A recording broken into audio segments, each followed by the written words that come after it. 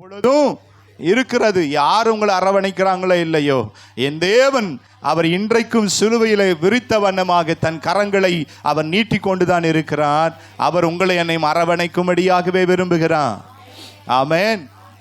சிலுவையின் அண்டையில் வந்தவர்கள் சிலுவையை சுமக்கும்படி ஆயத்தமாயிருப்பார்கள். அவர்களுக்கென்று சிலுவை கொடுக்கப்பட்டிருக்கிறது. அந்த சிலுவை எடுத்துக்கொண்டு இயேசுவை பின்பற்றி நடப்போம். அல்லேலூயா. கர்த்தருக்கு மகிமை உண்டாகட்டும். முதல் வார்த்தையாக மன்னிப்பின் வார்த்தையை பேசினார்கள். லூக்கா 23:24 சொல்லப்பட்டிருக்கிறது, பிதாவே இவர்களுக்கு மன்னியும். மன்னிப்பின் ஒரு அடையாளமா இயேசு கிறிஸ்து வெளிப்பட்டிருக்கிறார். மறந்து விடாதீர்கள். உலக அளவிலே இதுவரைக்கும் யார் மன்னிக்கிறவர்களா இருந்திருக்கிறார்கள் என்று நீங்க பார்ப்பீர்களானால், இயேசு கிறிஸ்துவை தவிர வேறு ஒருவரும் இதுவரைக்கும் தனக்கு தீங்கிழைத்தவர்களை மன்னித்ததே இல்லை. பழி வாங்குறதும் பழிக்கு பழி பதிலுக்கு பதில் என்று செய்கிறதுமாய்தான் இருந்திருக்கிறார்களே தவிர, மன்னிக்கிறதுல முதல் அடையாளமாய் இருந்தது இயேசு கிறிஸ்து மாத்திரமே. இரண்டாவது, அவரை பின்பற்றுகிற தேவனுடைய பிள்ளைகள், பரிசுத்தவான்கள் ஆண்டவருடைய நாமத்தினாலே கிறிஸ்துவின் அன்பின் நிமித்தமாக தங்களை வேதனைப்படுத்தினவர்களை, ஆமென், துன்பப்படுத்தினவர்களை இயேசு சொன்ன வார்த்தையின்படியே மன்னித்தார்கள். நாமும் மன்னிக்கணும். அதுதான் தொடர்ந்து நம்ம பார்த்து கொண்டே இருக்கிறோம். இரண்டாவது ரட்சிப்பின் வார்த்தை லூக்கா 23:43. இன்று என்னோடு கூட பரதேசில் இருப்பாய். வாசிக்க நேரம் இல்லை, நான் வேகமாய் வசனங்களை சொல்லி கடந்து போகிறேன். லூக்கா 23:43 குறிப்பிட்டு சொல்லுகிறார், தேவன் எல்லாவற்றிற்கும் நேரங்களை காலங்களை கொடுத்து கொண்டே இருப்பான். ஆமென். நீ மனம் திரும்புவதற்கு, தேவனுடைய பிள்ளையாய் மாறுவதற்கு நீங்கள் காலத்தை பிரயோஜனப்படுத்திக் கொள்ளுவீர்களானால் நீங்கள் ஆசீர்வதிக்கப்பட்டவர்களாய் இருப்பீர்கள். காலத்தை போக்கடிக்கிறவர்களாக, தேவன் கொடுக்கிற அழைப்பையும் கிருபையும் ரட்சிப்பையும் நாம் போக்கடிக்கிறவர்களாய் இருப்போமானால் நிச்சயமாய் வருகிற இன்றைக்கு அழிவுகளிலே நாம் தப்புவிக்கப்படவே முடியாது. நித்திய ஜீவனை அடைந்து கொள்ளவும் முடியாது. மறந்து விடாதீங்க. பக்கத்தில் பார்த்து சொல்லுங்க, நாட்கள் நல்லா இருக்கும் போதே மனம் திரும்புங்க, பரலோக ராஜ்யம் சமீபம். இப்படி சொல்லுங்க, ஏசப்பாவை ஏற்றுக்கொள்ளுங்க, விசுவாசிங்க, பாவத்தை விட்டு புதிய மனுஷனா மாறுங்க. ஆமென். மனம் திரும்பினால் பரலோகம் சமீபம். நீ தேவனுடைய ராஜ்யத்திற்குரியவனாய் மாறிவிடுகிறாய். உங்கள் நிமித்தம் என் நிமித்தம் பரலோகம் சந்தோஷப்படும். ஒரு பெரிய ஒரு பார்ட்டியே நடக்குது பரலோகத்தில். யார் நிமித்தம்?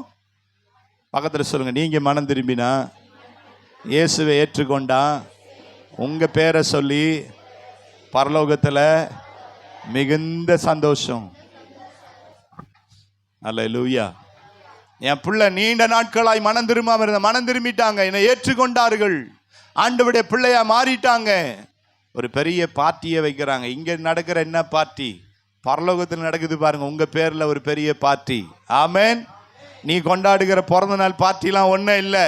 என்றைக்கு இயேசுவை ஏற்றுக்கொண்டு புதிய மனுஷனாக தேவனுடைய பிள்ளையாய் மாற்றப்படுகிறாய், அதுதான் உண்மையான ஒரு சந்தோஷம், அதுதான் உண்மையான ஒரு மகிழ்ச்சி.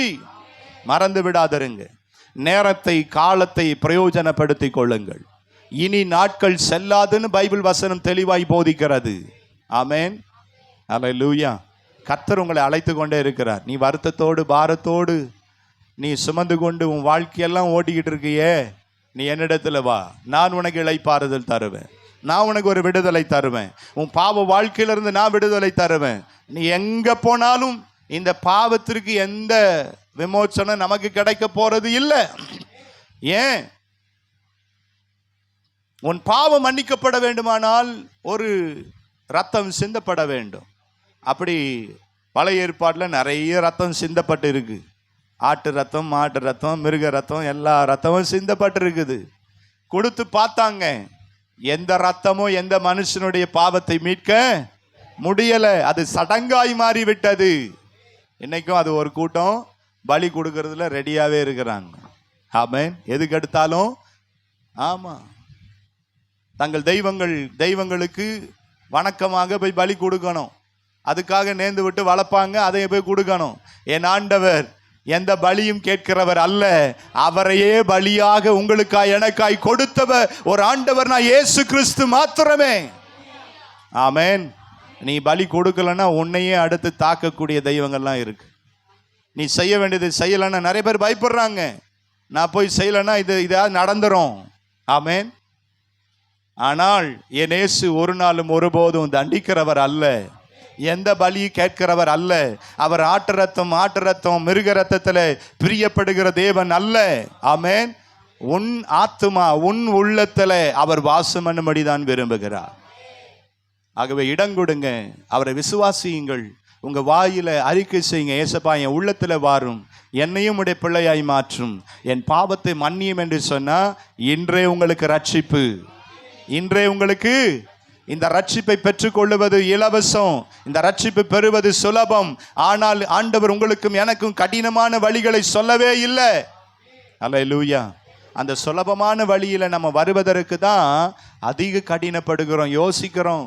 இங்க கேட்கணும், அங்கே கேட்கணும், அவங்கள கேட்கணும், இவங்கள கேட்கணுன்றோம். யாரை கேட்கணும்? அல்லேலூயா. உனக்கு பசித்தாள் சாப்பிடணும்னா நீ தான் என்ன பண்ணணும்? கேட்டா சாப்பிடுவ. அல்லேலூயா. உனக்கு ஏதாவது செய்து கொள்ளணும்னா யாரை போய் கேட்கணும்? யாரை கேட்கணும்? நான் யாரையும் கேட்க வேணாம். ஆமென். எனக்கு ஜுரம் வந்தா நான் மாத்திரை போடணும், ஊசி போடணும். அல்லேலூயா. எனக்கு இந்த ட்ரெஸ் பிடிச்சிருக்குன்னா நான் தான் முடிவு பண்ணணும், வாங்கணுமா வாங்கக்கூடாதான்னு. இதெல்லாம் நீ தீர்மானம் பண்ற. ஆனா இயேசுவை ஏற்றுக்கொள்ளுவதில் மாத்திரம் என்ன பண்ற?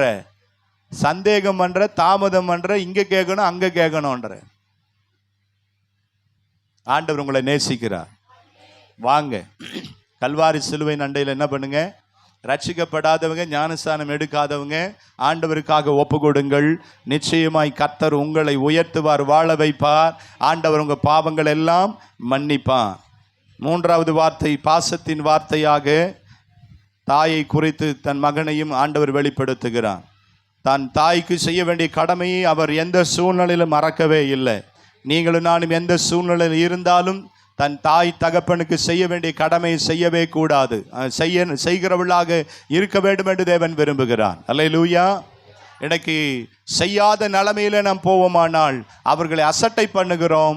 எனக்கு தேவனுடைய உள்ளானவர்களாய் நாம் மாறிவிடுகிறோம்.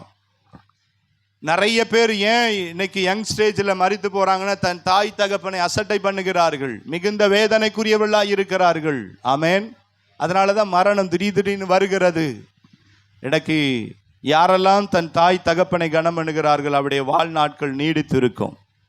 வாழ்நாட்கள் நீடித்திருக்கும். மறந்து விடாதருங்க. கர்த்தருக்கு மகிமை உண்டாவதாக. நான்காவது வார்த்தை வேதனைக்குரிய ஒரு வார்த்தை. என் தேவனே என் தேவனே ஏன் என்னை கைவிட்டீர்? மத்தேயு 27:46 வசனம், மார்க் 15:34 இதை குறிப்பிட்டு எழுதப்படுகிறது. ஒரு பக்கம் வேதனைக்குரிய ஒரு வார்த்தை என்று குறிப்பிட்டு இருந்தாலும் இன்னொரு பக்கம் இன்றைக்கு கிரேக்க வார்த்தையிலும் அரேமிய வார்த்தையிலும் இப்படிதான் அர்த்தங்கள் குறிப்பிட்டு எழுதப்படுகிறது. என்ன வார்த்தை, அதற்கு என்ன அர்த்தம் குறிப்பிடப்படுகிறது? என் தேவனே என் தேவனே ஏன் என்னை கைவிட்டீர் என்பது அர்த்தம் அல்ல. அவர் என்ன சொல்லுகிறார் என்று சொன்னால், நான் இன்னும் என்ன செய்ய சித்தமாயிருக்கிறேன். ஆமென். நான் இன்னும் என்ன செய்ய சித்தமாயிருக்கிறேன். இதுதான் அதனுடைய அர்த்தம் என்று வேத வல்லுநர்கள் குறிப்பிட்டு எழுதுகிறார்கள். தேவன் பாருங்க, அவர் இருக்கிற நிலையிலும் ஆண்டவர்கிட்ட இன்னும் நான் ஏதாவது செய்ய வேண்டிய சித்தம் இருக்குதா, நான் இன்னும் முடிக்காம இருக்கிறேனா, பிதாவே தேவனே. அல்லேலூயா. நம்ம ஏதாவது கேட்போமா? நம்ம வேலை முடிச்சுட்டு போகிறோம், வேலை முடிச்சுட்டு போகும்போது மேனேஜரை சூப்பர்வைசரை பார்த்து இன்னும் ஏதாவது நான் செய்ய வேண்டி இருக்குன்னு சொல்லுவோம். ஆளை விட்டா போதும், மேனேஜராவது சூப்பர்வைசராவது. என் டைமு சொல்லுங்க, என் டைமு. யாராவது இது வரைக்கும் கேட்டிருப்பீங்களா? சொல்லுங்க, உங்க மனசாட்சி தொட்டு சொல்லுங்க. நான் ஏதாவது இன்னும் எக்ஸ்ட்ரா செய்ய வேண்டிய வேலை கடமை இருக்கான்னு கேட்பீங்களா? கேட்க தான் வருவோமா? எப்படா வேலை முடியும், எப்படா நம்ம கிளம்புவோம் தானே இருப்பீங்க. ஆமென். இயேசு கிறிஸ்து பிதாவினுடைய சித்தத்தை நிறைவேற்றி சிலுவையிலே மரண தருவாயில இருக்கும் பொழுதும் அவர் கேட்கிற ஒரே ஒரு காரியம் என்ன தெரியுமா? ஆண்டவரே, நான் இன்னும் ஏதாவது செய்ய வேண்டிய சித்தம் உண்டோ? ஆமென். இன்னும் ஏதாவது நான் விட்டுட்டேனா, ஏதாவது செய்யணுமா ஆண்டவரேன்னு சொல்லி தேவனை நோக்கி அவர் கேட்கிறதை நாம் பார்க்க முடியும். கர்த்தர் உங்களுக்கு எனக்கும் கொடுத்திருக்கிற பொறுப்புகள், கடமைகள் நிறைய இருக்கு. ஆமென் சொல்லுங்க. பெற்றோர்களே, உங்க பிள்ளைகளை வளர்ப்பது, இன்னைக்கு நடத்துவது, அதனுடைய எல்லா காரியத்தையும் தேவன் உங்க கையில தான் கொடுத்திருக்கிறார். உங்ககிட்ட தான் கணக்கு கேட்பார். கணவர்மார்களே, மனைவி பிள்ளைகளை நடத்துகிறதிலும் அவர்களை போஷிப்பதிலும் அன்பு கூறுவதிலும் தேவன் உங்க கையில தான் கொடுத்திருக்கிறார். அதுதான் உங்க பொறுப்பு. மனைவிமார்களே, கணவரை நடத்துவதும் பிள்ளைகளை நடத்துவதும் குடும்பத்தை கட்டுகிற ஒரு பொறுப்பு உங்க கையில தான் கொடுத்திருக்கிறான். ஆமென். அதை நாம் எவ்வளவு சரியாக செய்து கொண்டிருக்கிறோம்? கட்டுறீங்களா? அன்பு கூறுறீங்களா? ஆமென். கட்டுகிறோன்னு சொல்லி நம்ம கையில இடிச்சுக்கிட்டே இருக்கிறோமா? அன்பு கூறுறோன்னு சொல்லி கசந்து கொண்டே இருக்கிறோமா? நான் இரண்டு பக்கத்திலும் பேசிக்கொண்டுதான் இருக்கிறேன். அவர்களுக்கென்று தேவன் கொடுத்திருக்கிற பொறுப்புகளிலே நாம் இன்றைக்கு உண்மை உள்ளவர்களாக, கடனாளிகளாக நாம் நம்மளுடைய வேலைகளை சரியாக செய்து முடிக்க வேண்டும் என்று தேவன் விரும்புகிறார். அல்லேலூயா. நம்ம கொடுக்கப்பட்டிருக்கிற 8 மணி நேரம் வேலையானால் அந்த 8 மணி நேரத்தில் சரியாக உழைங்க. ஆமென். உழைக்கணும், கஷ்டப்படணும் தான். அது தேவன் நமக்கு நியமித்திருக்கிற ஒரு காரியம். உன்னுடைய வேர்வை நிலத்தில் சிந்தப்பட வேண்டும். அது இன்னும் மாறல. ஆமென். தேவன் உங்களுக்கும் எனக்கும் கொடுத்த பொறுப்புகளில் உண்மையாயிருங்க. கொஞ்சத்துல உண்மை உள்ளவன், எல்லாரும் சொல்லுங்க, கொஞ்சத்துல உண்மை. கர்த்தர் உங்களுக்கு கொடுத்திருக்கிற கொஞ்ச பொறுப்புகள், கொஞ்சம் காரியத்துல உண்மையா இருந்தீங்கன்னா கர்த்தர் உங்களை அநேகத்துல சொல்லுங்க அதிகாரியாய் மாற்றுவான். ஏன் ப்ரமோஷன் வரல, ஏன் உயர்வு வரல? தேவன் கொடுத்திருக்கிற கொஞ்சம் பொறுப்புகளை உண்மையாயிருங்க. நேரத்தோடு உங்க வேலைகளுக்கு போங்க. நேரத்தோடு என்ன பண்ணுங்க, உங்க கடமைகளை முடியுங்க. உங்களுடைய பொறுப்புகளை செய்வதற்கு பிரயாசப்படுங்கள். இயேசு தேவனுடைய சித்தத்தை நிறைவேற்றுதல கவனமாயிருந்தா. அதுல ஒரு நாளும் அவர் என்ன பண்ணல, வழி மாறி போகவே இல்லை. நமக்கெல்லாம் ஒரு காரணம் கிடைச்சிட்டா போதும், எஸ்கேப் ஆயிடணும். ஆமென். வேலை செய்யாம எஸ்கேப் ஆகிறதுக்கு தான் நிறைய நம்ம பிளான் பண்றோம். இல்லை, நீ கிறிஸ்தவன், ஆண்டவருடைய பிள்ளை என்று சொன்னா உன்னை சுத்தி 1000 கண்கள் பார்த்து கொண்டுதான் இருக்கிறது. உன்னை குற்றப்படுத்த, உன்னை கேள்வி கேட்க, உன்னை குறை சொல்லுவதற்கு. ஒரு நாளும் உங்கள் நிமித்த தேவ நாமம் தூஷிக்கப்படக்கூடாது. அல்லேலூயா. ஆமென். அப்ப நமக்கு கொடுக்கப்பட்டிருக்கிற பொறுப்புகள், கடமைகளை நாம எப்படி இருக்கணும் சொல்லுங்க? உண்மையா இருக்கணும். கொஞ்சத்துல உண்மையா இருங்க. கர்த்தருக்கு மகிமை உண்டாவதாக. 5வது வார்த்தை யோவான் 19:28 படி சொல்லுகிறது, தாகமாயிருக்கிறேன், தாகமாயிருக்கிறேன். ஃபாதர் அவர்கள் நல்ல ஒரு பாடலை பாடினார். தாகம் தாகம் என்றீ எனக்காய் ஏங்கி நின்றீ, தாகம் தாகம் என்றீ எனக்காய் ஏங்கி நின்றீ, பாவங்கள் சுமந்தீ பரிகார பலியானி, எங்கள் பாவங்கள் சுமந்தீ பரிகார பலியானி, அன்பே கல்வாரி அன்பே உம்மை பார்க்கையிலே என் நெஞ்சம் உடையுதப்பா. இயேசுவை பார்க்கும் பொழுதெல்லாம் நம்முடைய உள்ளம் உடைக்கப்படுகிறதா? இயேசுவை பார்க்கும் பொழுதெல்லாம் நமக்குள்ள தேவனை குறித்ததான ஒரு கரிசனை உண்டாகிறதா? யோசித்து பாருங்க. அவருக்கு தேவை, அவர் மறிச்சாரு அப்படின்ட்டு நம்ம அசட்டையா போகிறோமா? ஆமென். வேதம் தெளிவாய் நமக்கு போதிக்கிறது. ஏன் இந்த சிலுவை மரணம், ஏன் இந்த சிலுவை பாடு? அவரை குறித்து சில பேர் வருத்தப்பட்டாங்க. அவர் ஏன் இந்த சிலுவை மரணம்? அவருக்கு பின்னாடி அநேக சகோதரிகள் அவர் பட்ட பாடுகளை சிலுவை எடுத்து சுமந்து கொண்டு வருவதை பார்க்கும் போது அழுதாங்க. அவர்களை பார்த்து ஆண்டவராக இயேசு கிறிஸ்து சொன்ன ஒரே ஒரு வார்த்தை, எனக்காக நீங்க அழ வேண்டாம், இது பிதாவினுடைய சித்தம் நிறைவேறும்படி என்னை நான் ஒப்பு கொடுத்திருக்கிறேன். அல்லேலூயா. எனக்காக அழ வேண்டாம், நீங்கள் அழ விரும்பினால் உங்களுக்காக, உங்க பிள்ளைகளுக்காக அழுங்கள். ஆமென். நீ யாருக்காக அழுது கொண்டிருக்கிற? நீங்களும் நானும் எதற்காக அழுது கொண்டிருக்கிறோம்? என் தேவன் இன்னைக்கு அங்கலாய்ப்போடு கூட வேதனையாக இன்னைக்கு தாகமாய் இருக்கிறேன் என்று ஆண்டவர் சொல்லுகிறார். எதன் மேலெல்லாம் நமக்கு தாகம்? இயேசு கிறிஸ்து உண்மையாகவே கவனித்து பார்ப்பீர்களானால் ஆத்தும தாகமுடையவராய் இருந்தார், சரீர பிரகாரமான தாகமுடையவராகவும் இருந்தார். ஏன்? எனக்கு ஆக்ஸ்போர்டு யூனிவர்சிட்டியில் அதை குறித்து ஆராய்ச்சி செய்யும் பொழுது சில குறிப்புகளை அவங்க குறிப்பிட்டு சொல்லுகிறார்கள். இயேசு கிறிஸ்துவ சுமந்து கொண்டு போனதான அந்த சிலுவையினுடைய எடை எவ்வளவு அப்படின்னு பார்த்தீங்கன்னா 150 கிலோவாம். எத்தனை? 25 கிலோ மூட்டை, 4 மூட்டை. அல்லேலூயா. 6 மூட்டையா? 150 கிலோ. அப்போ யோசிச்சு பாருங்க, அது எவ்வளவு வெயிட்டாக இருந்திருக்கும்னு. ஒரு ஆள் சுமக்கணும்னா முடியுமா? 100 கிலோ தான் ஒரு மனுஷன் மிஞ்சி போனா தோல்ல சுமக்கிறது, முதுகில் ஏற்றி கொண்டு போறது. ஆனால் 150 கிலோ எடையுள்ள ஒரு பாரமான சிலுவையை இயேசு என்ன பண்ணினாராம்? சுமந்து கொண்டு போனார். அது தண்டனையாக ரோமர்களால் கொடுக்கப்படுகிற ஒன்று. ஆமென். தேச துரோகிகள், கல்லர்கள், அவர்களுக்காக கொடூரமாய் சிலுவையில் அறையப்பட்டு கொலை செய்யப்படும்படி ஏற்படுத்தப்பட்ட மரணம் தான் சிலுவை மரணம். அந்த சாபமான அந்த சிலுவை மரணத்தை தான் உங்களுக்காக எனக்காக ஏற்றுக்கொண்டார். அதனுடைய நீளம் 15 அடி, அகலம் 8 அடி ஒரு அகலமாய் இருக்கிறது.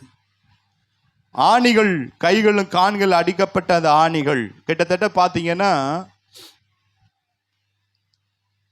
அது 8 அங்குலம் நிறைந்தது நீளத்தில் இருக்கிறது.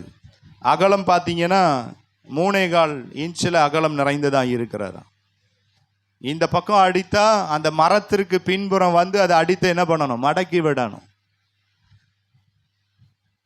அப்போ பாருங்க எவ்வளவு கொடூரமாக இன்றைக்கு எலும்புகளை, நரம்புகளை எல்லாம் இன்றைக்கு கட் பண்ணி அது சதைகளெல்லாம் பிச்சு என்ன பண்ணும்? அந்த ஆணி உள்ளே போகும். எவ்வளோ கொடூரமாக அடிச்சிருப்பாங்கன்னு யோசிச்சு பாருங்க. அதில் கரெக்டாக அடிச்சிருப்பானுங்களான்னு பார்த்தா, ஆணியில் அடிச்சிருப்பானுங்களான்னு பார்த்தா அடிச்சிருக்க மாட்டான். கையிலையும் மாற்றி என்ன பண்ணியிருப்பான்? சொல்லுங்க. ஒரு ஆணி ஒரு மரத்தில் அடிக்கிறீங்க, ஒரு பலகையில் அடிக்கிறீங்கன்னா எத்தனை பேர் கரெக்டாக அடிச்சிருவீங்க? பழக்கப்பட்டவர்களாக இருந்தாலும் சில ஒரு அடியாவது தவறு என்ன பண்ணுது? அப்போ இயேசு கிறிஸ்துவை அடிக்கணும்னா வேணும்னா என்ன பண்ணியிருப்பான்? சில பேர் ஆணி அடிக்கிறன்னு கையில் கூட அடிச்சிருப்பான்ல. வேத வல்லுநர் சொல்றாங்க, ஏற்கனவே வாரினால் அடிக்கப்பட்டு என்ன பண்றாரு? வேதனையில் இருக்கிறாரு.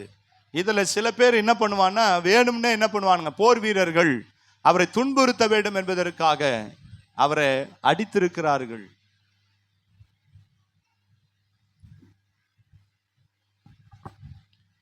இயேசுவுடைய உயரம் 5 அடி தான். கிட்டத்தட்ட அவர் 85 கிலோ அந்த நாட்களில் இருந்திருக்கிறார் சொல்லி வேத வல்லுநர்கள் ஆராய்ச்சி பண்ணி குறிப்பிட்டு எழுதுகிறார்கள். கர்த்தருக்கு மகிமை உண்டாகட்டும். 3 முறை கொல்கதாவிற்கு வருவதற்கு முன்பதாக அந்த எருசலேம் வீதியில் 3 முறை கீழே விழுந்திருக்கிறார். ஆமென். அந்த 150 கிலோ எடையுள்ள மரத்தை சுமந்து 3 முறை கீழே விழுந்திருக்கிறார். ஒவ்வொரு முறை கீழே விழும் பொழுதெல்லாம் இப்போ இருக்கிற தார் ரோடு மாதிரியோ அல்லது சிமெண்ட் ரோடு மாதிரியெல்லாம் அங்கெல்லாம் இல்லை. அவைகள் எல்லாம் பாறைகளும் கற்களும் கரடு முரடான ஒரு பாதை தான். எதுவும் நல்ல பாதையாக, செவையான பாதையாக அந்த நாட்களில் இல்லை. அதுல எவ்வளவு காயப்பட்டிருக்கும்னு யோசிச்சு பாருங்க. ஒரு தடவை தடிக்கு கீழே விழுந்தா, சாதாரணமா விழுந்தா, ஆமென், கை காலு தேஞ்சி என்ன பண்றோம்? ஏதாவது ஒண்ணு ரத்தம் வராம, சொல்லுங்க, ரத்தம் வராம இருக்கிறது இல்ல. சாதாரணமா கீழே விழும் போது ஏதாவது ஒரு விதத்தில் அடிப்படுது, இல்லைன்னா எதுவுமே வெளியில தெரியலன்னா உள்ள எங்கேயாவது காயம், உள்காயம் இருக்கும். எதுக்கு? சாதாரணமாக கீழே விழுந்து கையை ஊனிட்டேன், காலை ஊனிட்டேன்னா. ஆமேன். ஒரு அம்மா அப்படிதான் ஸ்கூல் போயிட்டு இங்கே உட்காந்துருக்குறாங்க. கால் தடுக்கி விழுந்தாங்க, ஆண்டவரே பாதுகாத்தார். ஆமேன். பெரிய ஆபத்திலிருந்து, பெரிய அடியிலிருந்து பாருங்க. அந்த மகளுக்கு ஃப்ராக்சரு. ஆனால் இன்னைக்கு நம்ம கவனிக்க வேண்டிய ஒரு காரியம், இயேசு 3 தடவை விழுந்திருக்கிறாருன்னா எவ்வளவு அடி விழுந்திருக்கும். அந்த பார சிலுவை அவர் மேலே விழும்போதெல்லாம் எத்தனை இடங்களில் அவருக்கு இன்னும் ரத்தம் வெளியில ஏறி இருக்கும் என்றது யோசித்து பாருங்க. கிட்டத்தட்ட இயேசு கிறிஸ்து, நான் முக்கியமாய் சொல்ல வேண்டிய ஒரு காரியம், நான் தாகமாக இருக்கிறேன்னு சொன்னார்ல, 17 மணி நேரம் அந்த சிலுவை மரணத்தில் தொங்கினார். மறிக்கிற அந்த தருவாய் 17 மணி நேரம் சிலுவையில் தாகத்தோடு இருக்கிறார். ஆமேன். பிலாத்துவின் இடத்திலிருந்து அடிக்கப்பட்டு, கொடூரமாய் தண்டிக்கப்பட்டு, இத்தனைக்கும் அந்த ரோமர்கள் என்ன செய்வாங்கன்னா, வழியில் வரும்போது அவரை அடித்து கொண்டே வருவாங்களாம். சும்மா சாதாரணமெல்லாம் கொண்டு வர மாட்டாங்க. ஒரு கல்வனா, ஒரு திருடனை தண்டிக்கும் வண்ணமாக வழியில் வரும் பொழுதே என்ன பண்ணுவாங்க, வாரினால எங்கே விழுந்தாலும் அடிப்பாங்க. அப்போ 3 தடவையும் விழுந்து விழுந்து எழுந்திருக்கும் போதெல்லாம் என்ன பண்ணுவாங்க, யாரும் உதவி செய்ய மாட்டாங்க. அவரே தடுமாறி எழுந்திருக்கணும், அவரே தூக்கணும், அடித்து கொண்டே இருப்பாங்க. எவ்வளவு வேதனைக்குரிய ஒரு காரியம் என்பதை பாருங்க. நம்முடைய மனதில் கொண்டு வாங்க. 17 மணி நேரம் தண்ணி இல்லாமல் தண்ணீருக்காக ஏங்கி துன்பப்பட்டார் என்று வேத வல்லுநர்கள் குறிப்பிடுகிறார்கள். அதனால தான் சரீர பிரகாரமான தாகம் அவருக்கு இருந்தது, ஆத்தும தாகம் அவருக்கு இருந்தது. ஆமேன். 5480 காயங்கள் இயேசுடைய உடல்ல இருந்ததாம். கிட்டத்தட்ட 5480 காயங்கள் இயேசுடைய உடல்ல இருந்தது.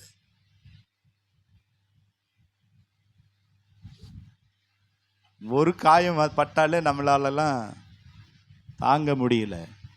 ஒரு கால் வலி, ஒரு வயிற்று வலி, ஒரு கை வலி, இடுப்பு வலி வந்தா, தலைவலி வந்தா நம்மளால. ஆனால் இயேசுக்கு எத்தனை காயங்கள்! கிட்டத்தட்ட முதுகுல மாத்திரம் 150ற்கு அதிகமான காயங்கள். ஏன்? வாரினால் அடிக்கப்பட்டார். ஒரு தடவை அடி விழும் போதெல்லாம் நல்ல கவனிங்க, இந்த ரோமர்கள் வைத்திருக்கிற அந்த வார் எப்படி இருக்கும்னா, 5 காயங்களை ஏற்படுத்தக்கூடிய இன்னைக்கு உலோகங்களை அவர்கள் பயன்படுத்தக்கூடியவர்களாக இருந்தார்கள்.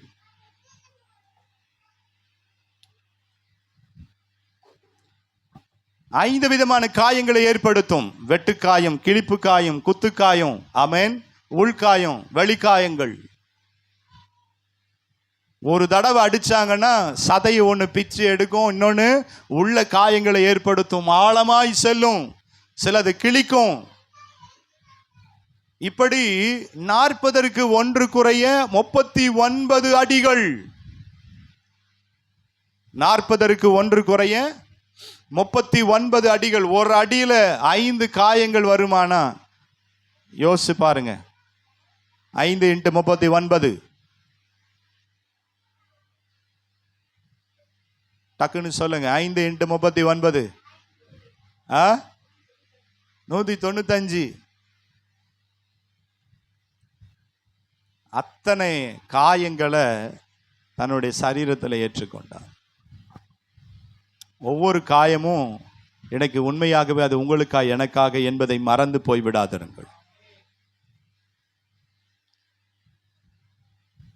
இயேசுடைய தலையிலே 17 முட்கள் குத்தப்பட்டன. அவருக்கு மேலே முற்கிரீடம் வைக்கப்பட்டது.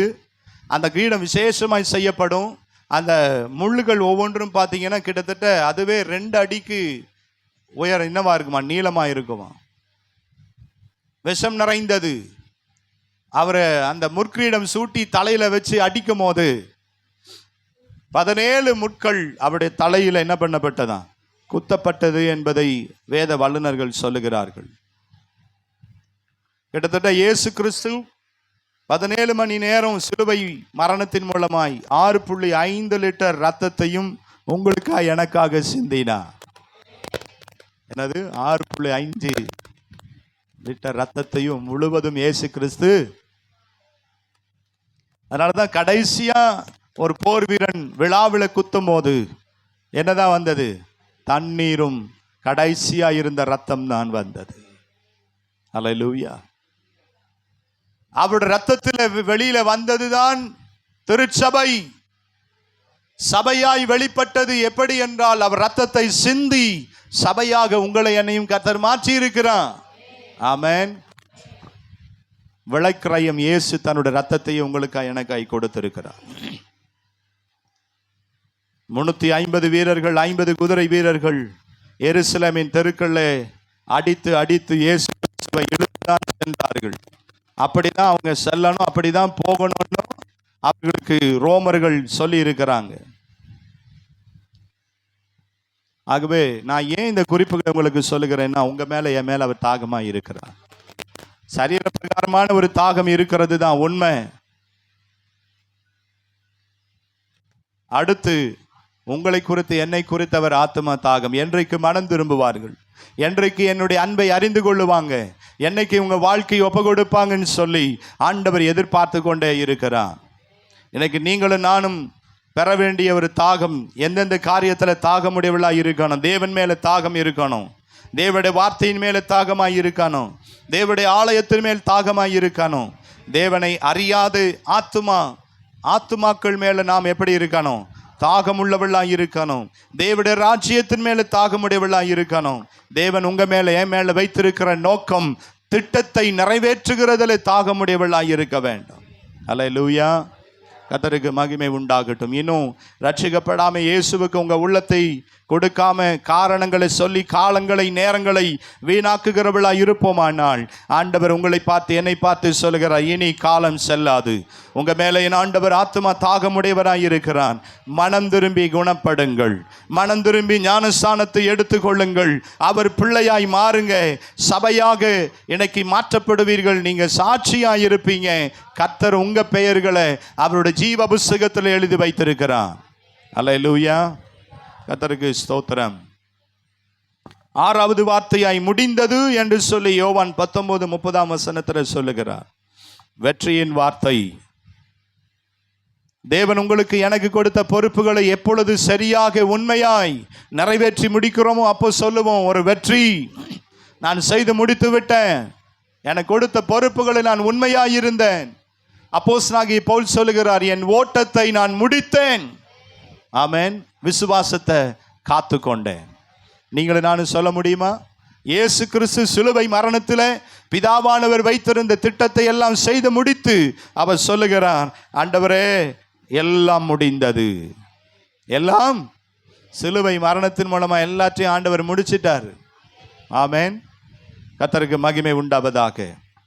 நீங்களும் நானும் தேவன் உங்களுக்காய் எனக்காய் கொடுத்திருக்கிற காரியங்களை உண்மையாய் செய்து முடிக்கிறவளாக இருக்கணும். அப்படி செய்து முடிக்கிறவளாக இருப்போமானால் நம்ம சொல்லுவோம், வெற்றியின் வார்த்தையாய் எல்லாம் முடிந்தது. அல்லேலூயா. கர்த்தருக்கு மகிமை உண்டாகட்டும். கடைசி 7வது வார்த்தை, பிதாவே உம்முடைய கையில் என் ஆவியை ஒப்புவிக்கிறேன். லூக்கா 23:46 வேதம் தெளிவாக நமக்கு போதிக்கிறது.